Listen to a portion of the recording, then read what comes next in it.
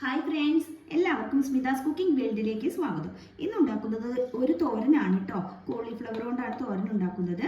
ഞാൻ 1/2 kilo cauliflower ആണ് എടുത്തിട്ടുള്ളത്. അത് വളരെ ചെറിയ കഷ്ണങ്ങളാക്കിയിട്ട് പൊടിയായിട്ട് അരിഞ്ഞെടുത്തതാണ്. അതിലേക്ക് ഞാനൊരു 1/4 ടീസ്പൂൺ മഞ്ഞൾപ്പൊടി ചേർത്തിട്ടുണ്ട്. 1/4 ടീസ്പൂൺ മുളക് പൊടി കൂടി ചേർത്ത് കൊടുക്കാം. ആവശ്യത്തിനുള്ള ഉപ്പ് കൂടി ചേർക്കാം. കോളിഫ്ലവർ ഞാൻ ചെറുതാക്കി അരിഞ്ഞതിന് ശേഷം ഒരു 5 മിനിറ്റ് സമയം ചൂടുള്ള വെള്ളത്തിൽ ഇട്ട് വെച്ചിരുന്നു. അതിനുശേഷം നമ്മളുടെ നോർമൽ വാട്ടറിൽ 2-3 പ്രാവശ്യം നന്നായിട്ട് കഴുകിയെടുത്തതാണ്.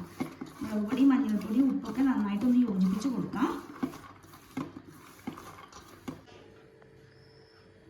പാൻ ചൂടാകുമ്പോൾ കുറച്ച് വെളിച്ചെണ്ണ ഒഴിച്ചിട്ട് വീണ്ടും ഒന്ന് ചൂടാക്കിയെടുക്കാം.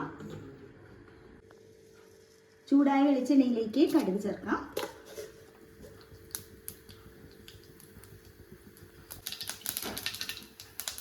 ഉലുവ, കറിവേപ്പില, 2 വറ്റൽമുളക് ഇളക്കി കൊടുക്കാം. ഇതിലേക്ക് നമ്മൾ തയ്യാറാക്കി വെച്ചിരിക്കുന്ന കോളിഫ്ലവർ ആഡ് ചെയ്യുക. വഴറ്റി കൊടുക്കാം.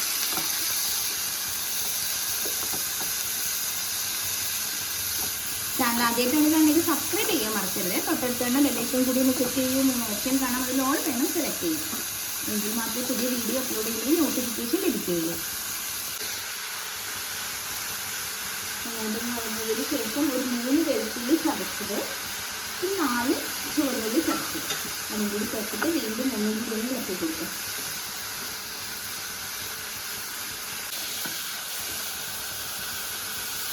മൂന്ന് ടേബിൾ സ്പൂൺ വെള്ളം ചേർക്കാം.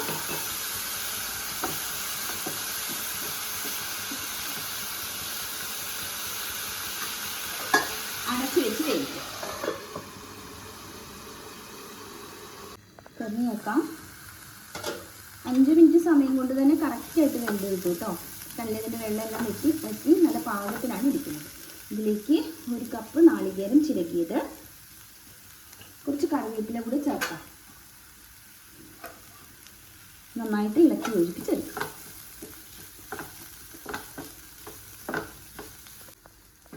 സിമ്പിളായിട്ടുള്ള കോളിഫ്ലവർ തോരൻ നല്ല അടിപൊളിയായിട്ട് കിട്ടിയിട്ടുണ്ട്.